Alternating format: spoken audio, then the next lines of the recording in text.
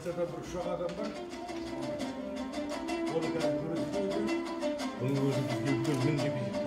Біздің еліміз үшін бір мемлекет.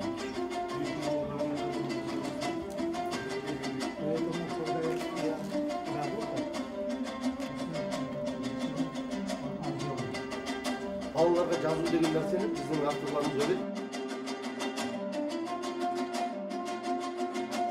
Бас бәйгені Қазақмыс корпорациясының бас директоры Бақтияр Әбдірахманұлы Қырықбаш мырза тапсырады. Қазақмыс тобы мен Қазақстан Жазушылар одағының ұйымдастыруымен өткен балаларға арналған әдеби шығармалардың балауса бәйгесінің бас жүлдесі иегері Төлеуғазы Бейсенбек марапатталды.